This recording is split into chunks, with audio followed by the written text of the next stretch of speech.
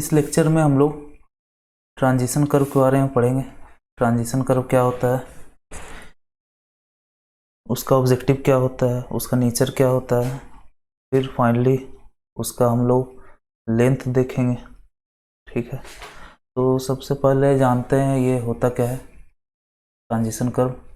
तो दो केस लेते हैं सबसे पहले। तो पहला विदाउट ट्रांजिशन कर्व,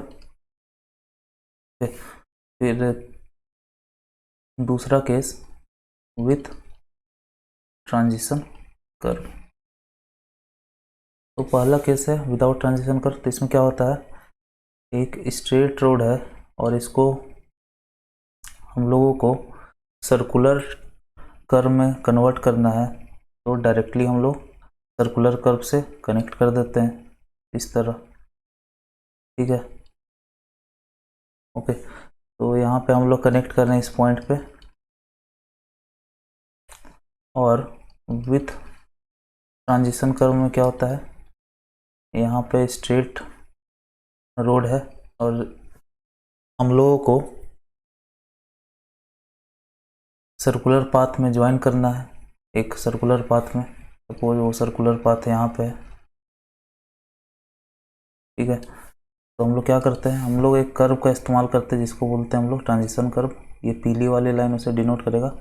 सबसे पहले तो वो थोड़ा दूर तक स्ट्रेट रहता है, उसके बाद वो मुड़ना चालू करता है। ठीक है, तो कुछ इस तरह रहता है। सिंपली ये भी थोड़ा दूर तक स्ट्रेट रहता है, उसके बाद फिर टर्न होना ये भी स्टार्ट करता है। तो ये पीली वाली जो रोड है, पीली वाली जो पार्ट है वो ट्रांजिशन कर्व की पार्ट है। यहाँ पे चेंज हुआ straight line to transition curve, और यहाँ पे चेंज हुआ है transition curve to circular curve. ठीक है, तो इस जगह पे अगर देखा जाए तो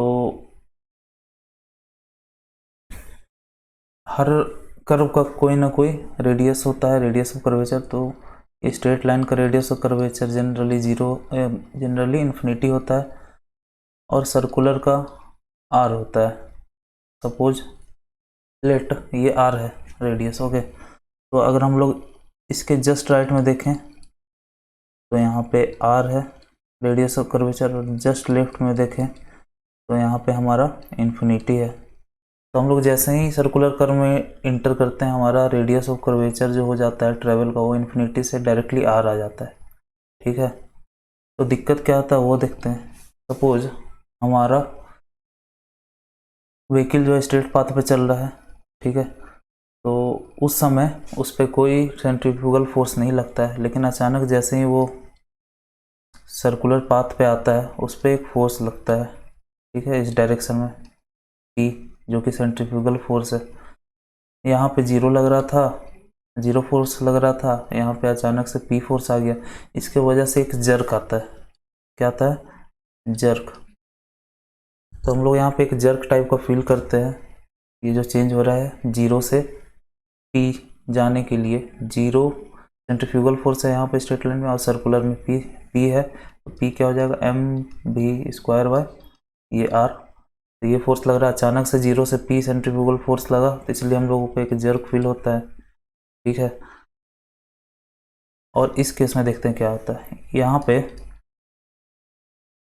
ये आपका स्ट्रेट है, तो इसका रेडियस क्या होगा, इसका इन्फिनिटी होगा। ये सर्कुलर है पाथ है, इसका रेडियस क्या होता है, आर होता है।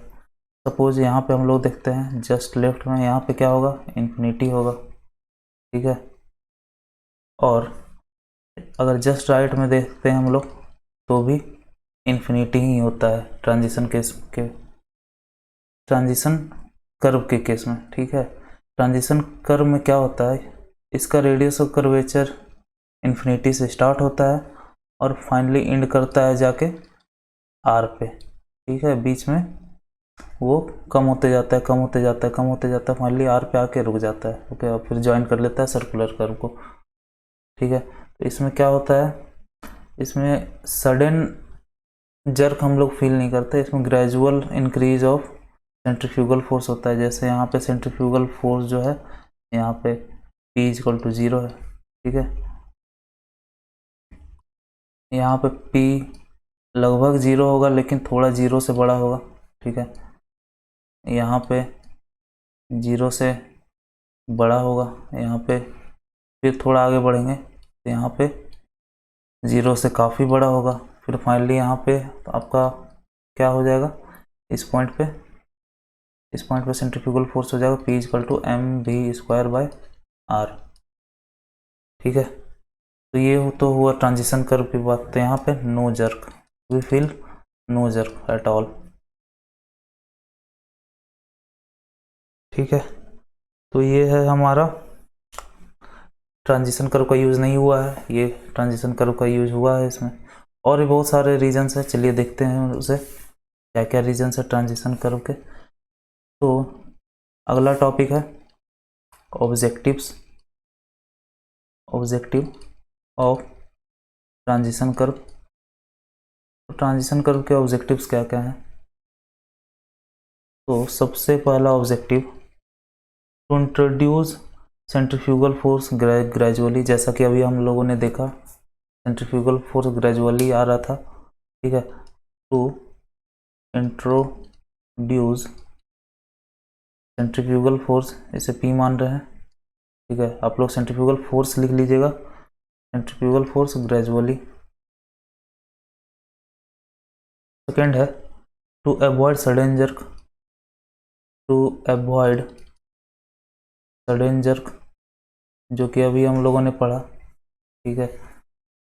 नाउ थर्ड है to introduce super elevation gradually, तो to introduce super elevation gradually, ठीक है, ग्रेजुअली। तो ये क्या समझते हैं, सपोज ये हमारा यहाँ से हमारा सर्कुलर कर्व स्टार्ट हुआ है, ठीक है।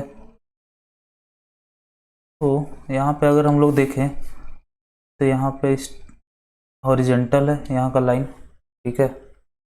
हम लोग ऊपर प्लान है ये बेसिकली। तो ये हम लोग जैसे ही इस पॉइंट पे पहुँचे, सर्कुलर कर्व स्टार्ट हो गया, तो हम लोग तुरंत ही इसे इंक्रीज करके इस तरह नहीं कर सकते हैं। यहाँ पे प्लेन है और यहाँ पे इस तरह का हो गया, ओके, यहाँ पे इस तरह का हो गया, ठीक है। हम लोगों को ट्रांजिशन कर्व डालना पड़ता है ताकि वो धीरे धीरे इंक्रीज करे, पहले थोड़ा सा इतना इंक्रीज करे, फिर थोड़ा और इंक्रीज करे, फिर फाइनली इतना इंक्रीज करे, करते करते फाइनल जो भी सुपर एलिवेशन है उस पर पहुँचे। इसलिए हम लोग ट्रांजिशन कर्व का इस्तेमाल करते हैं। फिर है to introduce extra widening gradually, to introduce extra widening gradually, ठीक है। अब अचानक से हम लोग, ये रोड है, अब अचानक से हम लोग कुछ इस तरह का तो एक्स्ट्रा वाइडनिंग नहीं दे सकते, तो हम लोग क्या करते हैं, थोड़ा इस टाइप का देते हैं। शुरुआत में ज़ीरो रहता है, उसके बाद थोड़ा सा फाइनल लेंथ पे कुछ ले जाते हैं, सिमिलरली इधर भी फाइनल लेंथ पे ले जाके फिर ज़ीरो हो जाता है। तो ग्रेजुअली एक्स्ट्रा वाइडनिंग को भी इंट्रोड्यूस करने के लिए हम लोग ट्रांजिशन कर्व का इस्तेमाल करते हैं। तो ये हो गया आपका ऑब्जेक्टिव, ठीक है। अब नेक्स्ट पार्ट की तरफ चलते हैं जो कि है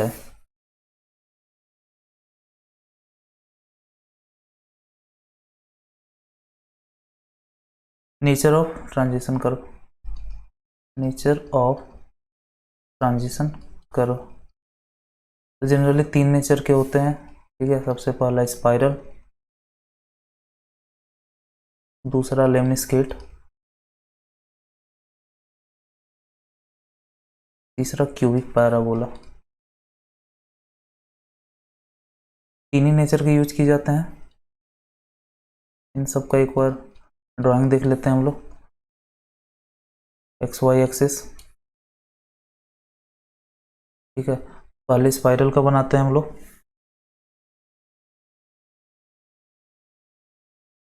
स्पाइरल का कुछ इस तरह का बनता है, ओके, ये स्पाइरल का हो गया। अब लेमनिस्केट का हम लोग बनाते हैं। लेमनिस्केट यहाँ से शुरू होता है, फिर यहीं आके ख़त्म हो जाता है।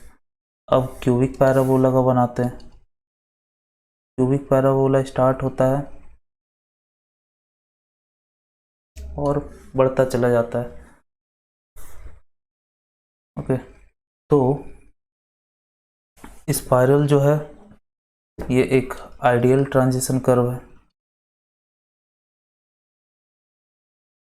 लेमनिस्केट है जो आजकल यूज़ नहीं होता है, नॉट यूज्ड।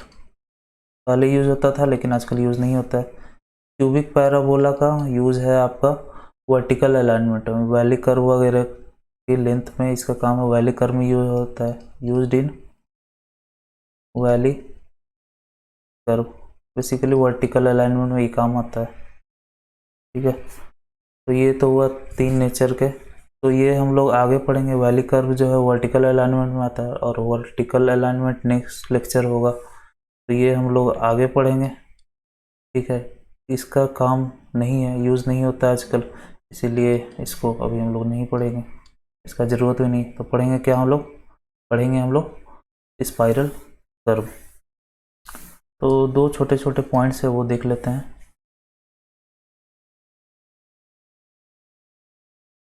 स्पाइरल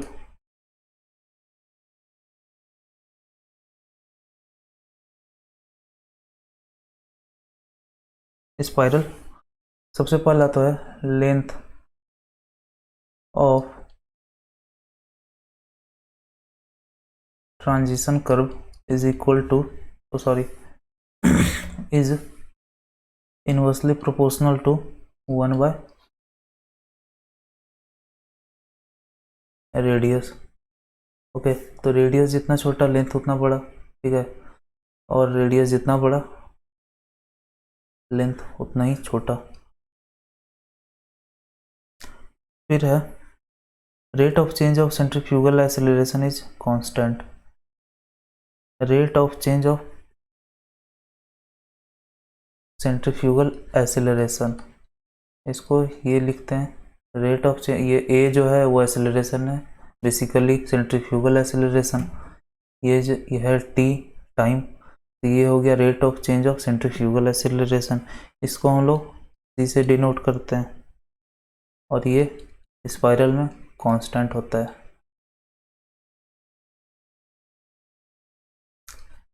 लेकिन इस सी का वैल्यू हम लोगों को IRC ने दिया है। वो क्या दिया है? 80/75 प्लस V। यहाँ पे V जो है वो किलोमीटर पर आवर में है, और ये आपको एक्सेलरेशन मिल जाएगा। और जो C का वैल्यू होना चाहिए वो 0.5 से लेके 0.8 तक होना चाहिए C का वैल्यू।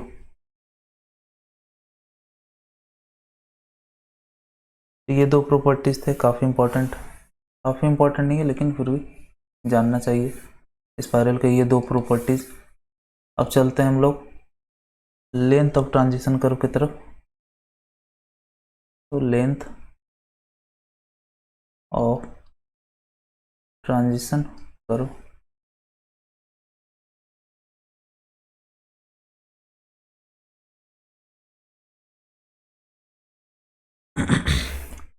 तो लेंथ ऑफ ट्रांजिशन कर्व निकालने के लिए हम लोग 3 क्राइटेरिया का इस्तेमाल करते हैं।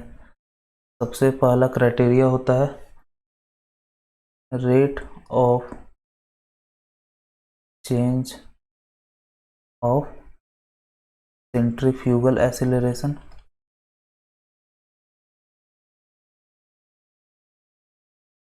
ठीक है, सेकेंड क्राइटेरिया क्या होता है? Rate of introduction of super elevation. फिर तीसरा होता है क्राइटेरिया मिनिमम लेंथ का, मिनिमम लेंथ क्राइटेरिया एक होता है। ये 3 क्राइटेरिया ठीक है। तो ये actually length of transition curve जो होता है, ये तीनों में जो भी सबसे ज़्यादा आया 1 2 और 3 में जो भी सबसे ज़्यादा आया, इन तीनों का फॉर्मूला है कुछ, इन तीनों का फॉर्मूला कैलकुलेट करके फॉर्मूला में जो भी न्यूमेरिकल वो डाल के जो आंसर आएगा, वो लोग तीनों में जो मैक्स होगा वो हो जाएगा लेंथ ऑफ ट्रांजिशन कर्व। तो तीनों का फॉर्मूला देख लेते हैं। सबसे पहला है 0.278 वी सी आर, ठीक है। तो इसमें ध्यान देने वाली बात यह है कि वी जो होगा वो किलोमीटर पर आर में होगा। सी हम लोग जानते हैं क्या होता है, 80/75 प्लस वी, वी भी किलोमीटर पर आवर में, और आर जो है वो मीटर में होता है। अब दूसरा क्राइटेरिया जानते हैं, rate of introduction of super elevation. ये इसके दो फॉर्मूले होते हैं। सबसे पहला तो होता है E N W plus W E, दूसरा ई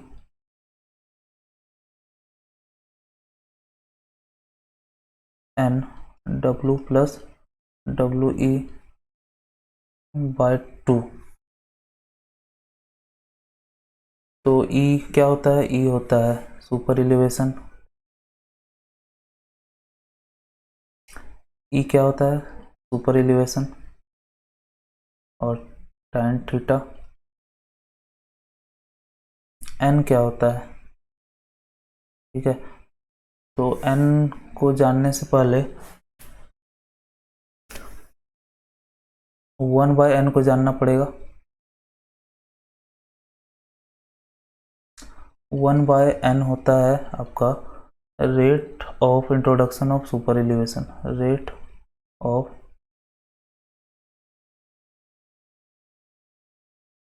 introduction of super elevation.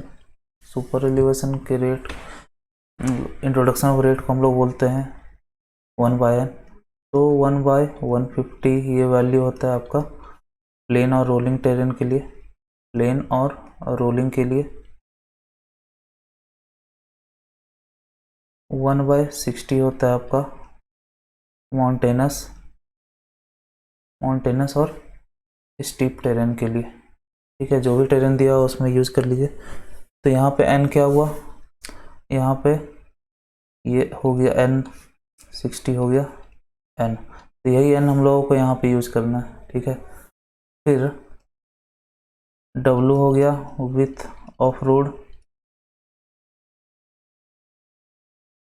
Basically 7 metre 3.5 metre 14 metre ये सब विथ हो गया।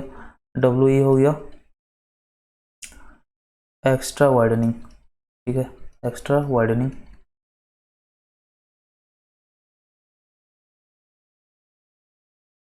तो ये तो हो गया टर्म्स। अब ये दोनों फॉर्मूला हम लोगों को कब यूज़ करना है तो उसको समझ लेते हैं। पहला फॉर्मूला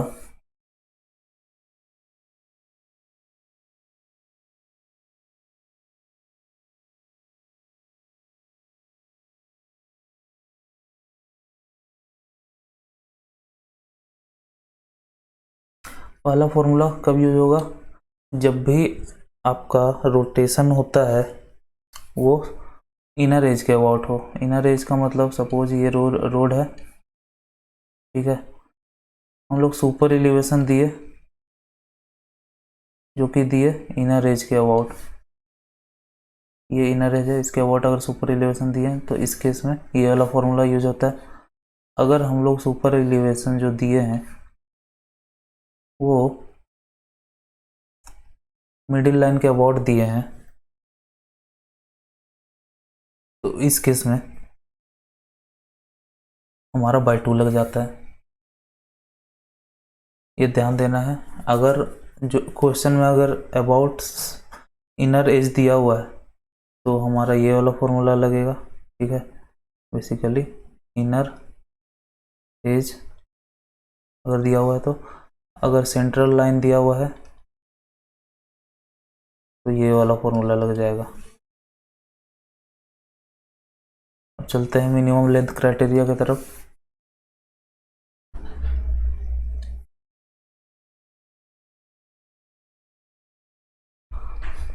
तो मिनिमम लेंथ क्राइटेरिया में सबसे पहले है 2.7 वी स्क्वायर बाय आर और we square by are.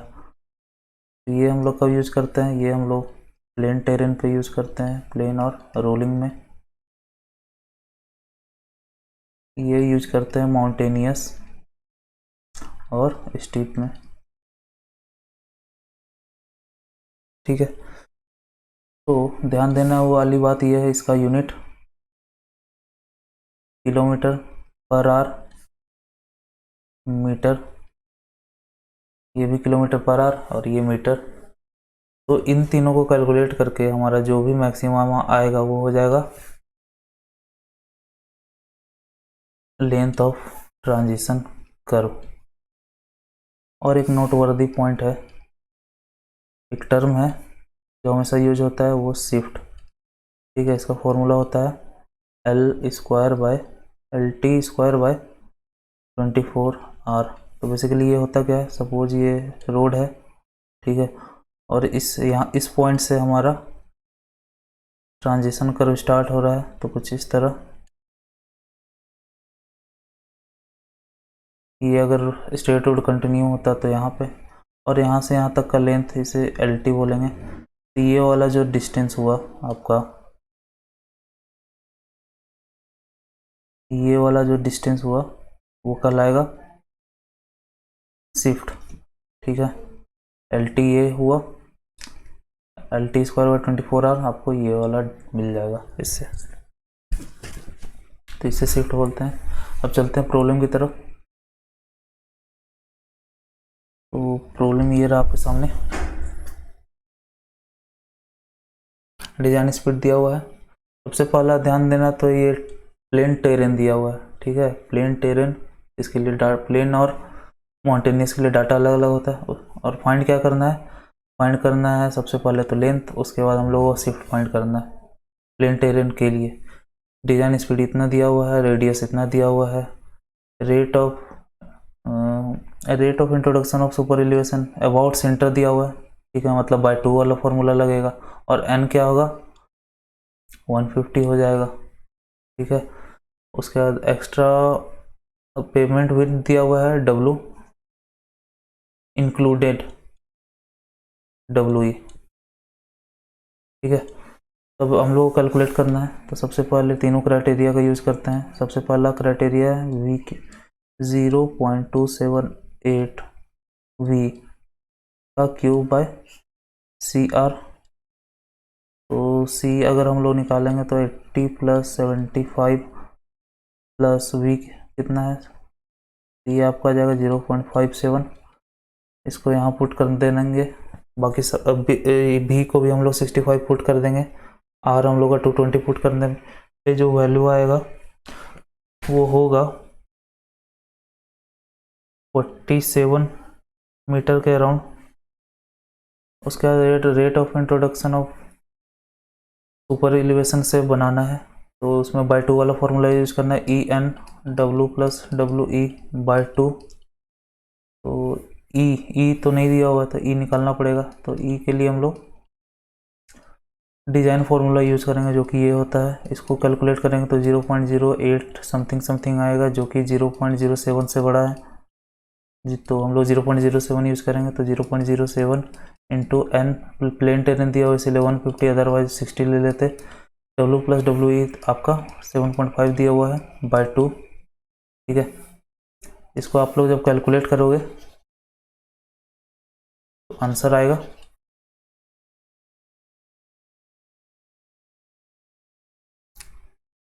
Answer आएगा 39.375। थर्ड पॉइंट है 2.7, प्लेन है इसीलिए 2.7 वाला फॉर्मूला यूज कर रहे हैं। इसको जब आप लोग कैलकुलेट करोगे तो आपके सामने आएगा 51.85। तो इन तीनों में मैक्स कौन हुआ, ये और इनमें मैक्स कौन हुआ, तो मैक्स हमारा ये हुआ। तो ये हो गया आंसर। अब शिफ्ट निकालना है। शिफ्ट के लिए होता है LT²/24R। LT क्या हो गया 51.85 का स्क्वायर बाय 24 इंटू आर क्या होगा 220। इसको जब आप लोग फाइंड करोगे तो ये आएगा आपके सामने 0.509 मीटर। ठीक है, तो ये हो गया आपका प्रॉब्लम ट्रांजिशन कर्व के ऊपर। अब हम लोग बढ़ते हैं सेटबैक डिस्टेंस की ओर।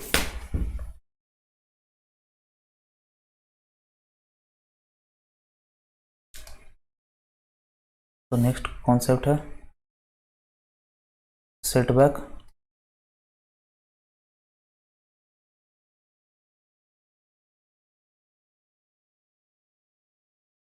Setback distance, okay.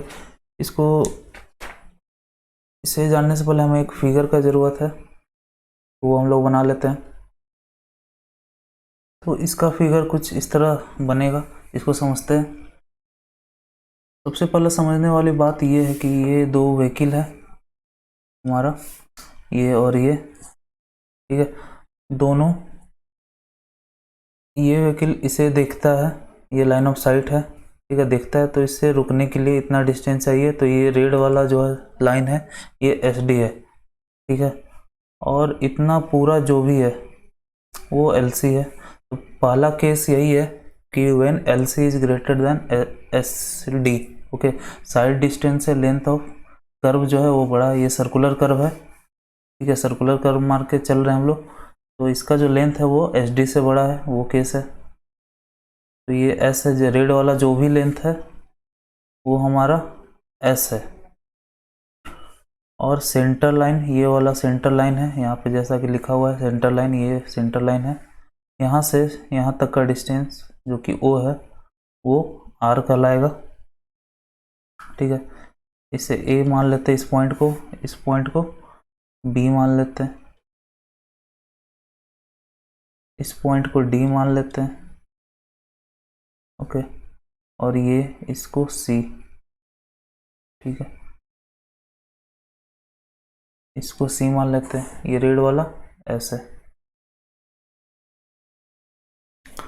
तो हम लोगों को कौन सा डिस्टेंस फाइंड करना है, ये CD डिस्टेंस फाइंड करना है, ओके। तो सेटबैक क्या होता है हमारा, सेटबैक डिस्टेंस, सेटबैक डिस्टेंस क्या होता है हमारा, ये हमारा CD है। सेटबैक डिस्टेंस अलग अलग पार्ट से लिया जाता है, जैसे जनरली ये कुछ नहीं लिखा हो तो सेटबैक डिस्टेंस वो सेंट्रल लाइन से काउंट किया जाता है, ओके।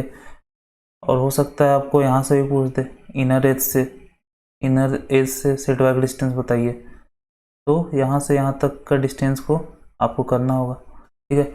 आप देख पा रहे होंगे जो ये लेन है, दो लेन है, तो जो ये वाला लेन है उसका भी एक सेंटर लाइन है, और मेन जो है उसका भी एक सेंटर लाइन है। दोनों सेंटर लाइन के बीच के डिस्टेंस को हम लोग D बोले हैं, ठीक है। ये D नोटिस करना है आप लोगों को। तो अब फिर से आ जाते हैं मुद्दे पे, जो कि है सेटबैक डिस्टेंस, जो कि है CD। तो CD क्या है, CD है हमारा basically CO minus DO, CO minus DO, ये CD हो जाएगा। CO क्या है, तो CO हमारा है R, और DO क्या है, ये वाला डिस्टेंस का कॉस कंपोनेंट, ओके। ये वाला डिस्टेंस चाहिए तो इसका कॉस कंपोनेंट। ये डिस्टेंस तो ये है, मतलब ये डिस्टेंस और ये डिस्टेंस बराबर है, तो ये डिस्टेंस R माइनस डी हो गया। R यहाँ से लेके यहाँ तक, और D माइनस हो गया, तो यहाँ से लेके यहाँ तक R माइनस डी कॉस α/2, तो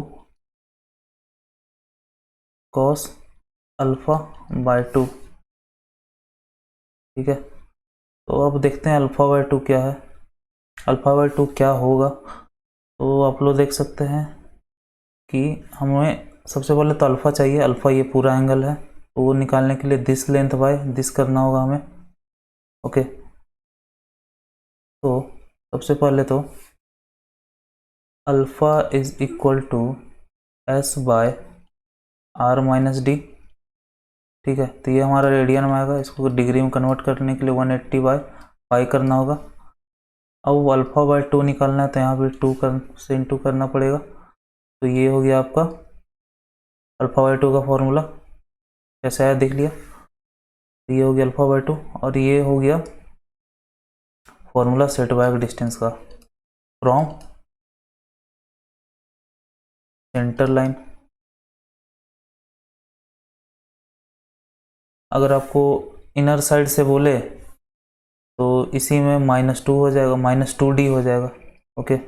अगर यहाँ से अगर बोले आपको फाइंड करना है ये वाला डिस्टेंस, तो ये जो डिस्टेंस आया CD उसमें ये D है तो ये भी D होगा, तो -2D कर देंगे। इस वैल्यू में -2D कर देंगे तो हमें यहाँ से मिल जाएगा, यहाँ से यहाँ तक का, ठीक है। तो ये है पहला केस में सेट बैक डिस्टेंस। अब आते हैं सेकेंड केस में।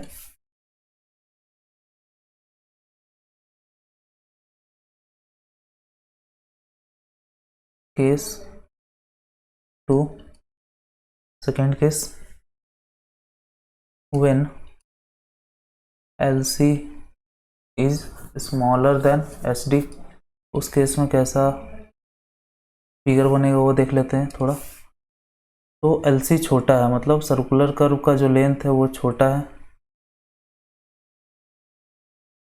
तो ये तो हो गया आपका सर्कुलर कर्व। उसके बाद ये यहाँ से हो गया आपका स्ट्रेट, यहाँ से भी हो गया स्ट्रेट, ठीक है।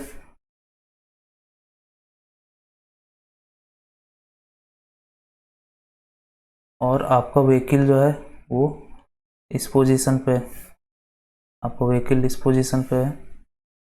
दोनों के बीच के साइड ऑफ डिस्टेंस ये रहा, यहाँ पे बिल्डिंग है,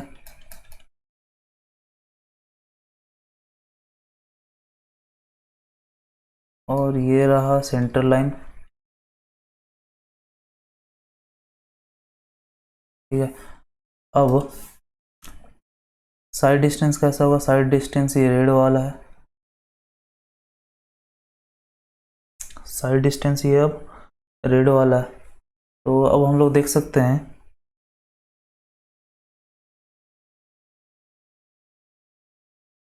इसको अगर हम लोग ज्वाइन करें आगे,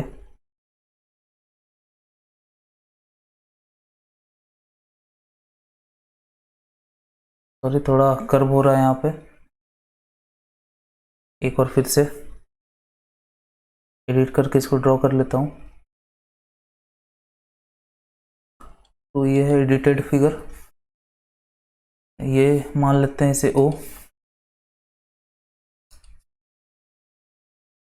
इस पॉइंट को O मान लेते हैं, इसे A मान लेते हैं। तो हम लोगों को डिस्टेंस कौन सा फाइंड करना है, डिस्टेंस हमारा यहाँ से लेके यहाँ तक का डिस्टेंस है, ठीक है।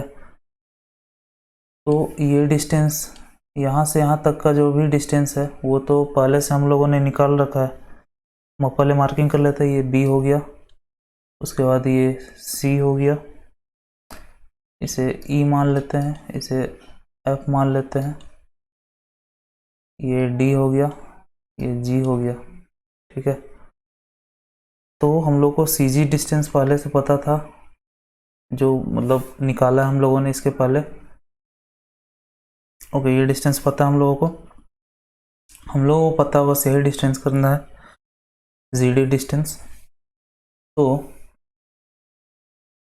ये जैसे आपका ये अल्फ़ा बाय 2 हो गया, ये अल्फ़ा बाय 2 हुआ, तो ये भी आपका अल्फ़ा बाय 2 हो जाएगा, ओके। तो ये डिस्टेंस जितना है तो ये वाला डिस्टेंस भी उतना ही है और ये वाला डिस्टेंस भी उतना ही है, ठीक है। तो setback distance is equal to R माइनस D कॉस अल्फ़ा बाय 2। ये इसके पहले वाले केस में आया था, इसमें एडिशन ये वाला लाइन होगा, ये लाइन क्या होगा, एस माइनस L/2 है ये वाला लाइन ए ई आपका, तो हो जाएगा S minus L C by 2 sine alpha by 2। ठीक है, अल्फा बाय 2 यहाँ पे देखना होगा अल्फा, तो अल्फा इस केस में क्या हो जाएगा, इस केस में ये जो है वो L C by R minus D, ठीक है, इंटू 180 बाय पाई, यहाँ पे 2, तो यहाँ पे 2 करना होगा। यहाँ एल सी यूज होगा, एल सी क्यों यूज होगा, क्योंकि एल सी एच डी से छोटा है। ये आपका लाइन जो है यहाँ सी सॉरी ई से लेकर एफ तक जो भी लाइन है, ई सी एफ पे जो भी लाइन है वो एल सी है, और ये रेड वाला पूरा एस टी है, इसलिए यहाँ एल सी ले रहे हैं। ओके, तो ये आपका फॉर्मूला हो गया सेकेंड केस का। ये कहाँ से कैलकुलेट किए हैं, ये हम लोग फ्रॉम सेंटर लाइन। ठीक है, तो अब इस पे हम लोग प्रॉब्लम कर लेते हैं।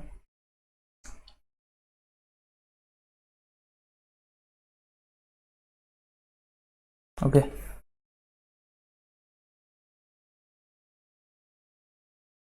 तो प्रॉब्लम ये है आपके सामने, आपको रेडियस दिया हुआ है, लेंथ दिया हुआ है, एलसी दिया हुआ है, बेसिकली एलसी दिया हुआ है, रेडियस का वो दिया हुआ है, सेटबैक डिस्टेंस निकालना है from centre line on inner side of curve, from centre line on inner side of curve, मतलब ये आपका इनर साइड हो गया, इसका सेंटर लाइन से बोला जा रहा है, मतलब इस लाइन से खोजने के लिए बोल रहा है हम। ठीक है, लेकिन हम लोग जो सेटबैक डिस्टेंस फाइंड किए थे इस लाइन से फाइंड किए थे, तो इस लाइन से फाइंड करने के लिए हमें माइनस डी करना होगा, जो भी फॉर्मूला इसके पहले हम लोगों ने फाइंड किया है। ठीक है, तो सबसे पहले ये सॉल्व करते हैं, तो setback distance is equal to R minus D cos alpha by 2। ठीक है, तो आपका ये पहला वाला केस है, इसीलिए ये फॉर्मूला लगा रहे। पहला केस क्या था, L C is greater than H D, तो ये पहला केस है, तो ये फॉर्मूला आपका था फ्रॉम सेंटर लाइन। ठीक है, लेकिन आपका इस रेड वाले लाइन से पूछ रहा है, तो हमें इसमें माइनस डी करना होगा। ओके, अब अल्फा बाय 2 खोजना होगा हम लोगों को, तो अल्फा बाय 2 जब फाइंड करोगे आप लोग, तो आएगा यहाँ पे अल्फा बाय 2 6.476। ओके, तो यहाँ पे फाइनली आपको क्या आ जाएगा, 400 माइनस 1.9 कॉस,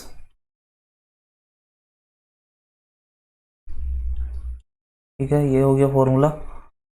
ओके, ये जो भी हम लोग कैलकुलेट करेंगे उसमें हम लोग को माइनस 1.9 कर देना है फिर से। ठीक है, तो जो आंसर आएगा 2.5 मीटर। तो ये हो गया हमारा सेटबैक डिस्टेंस। उसी तरह क्वेश्चन नंबर 2 में जो आपका ओ एच डी है, जो कि लेंथ ऑफ कर्व से बड़ा है, इसका मतलब केस 2 चलेगा। तो केस 2 में क्या हो जाएगा,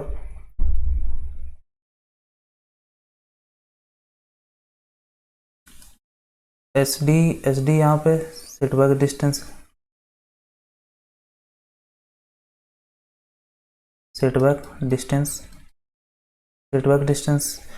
केस 2 में क्या हो जाता है, R minus D cos alpha by 2 plus S minus L C by 2 sine alpha by 2। अब ये इनर साइड के सेंटर लाइन से पूछा है, तो इसमें भी हम लोगों को माइनस डी करना होगा। ठीक है, तो इसमें हम लोग अल्फ़ा निकाल लेते हैं, अल्फ़ा बाय 2, इसमें जब अल्फ़ा बाय 2 हम लोग निकालेंगे तो आएगा 14.39 डिग्री। ठीक है, फॉर्मूला में पुट करके निकाल लेना आप लोग। फिर ये हो गया 400 minus 400 minus 1.9 cos 14.39 plus 300 minus 200/2 sine 14.39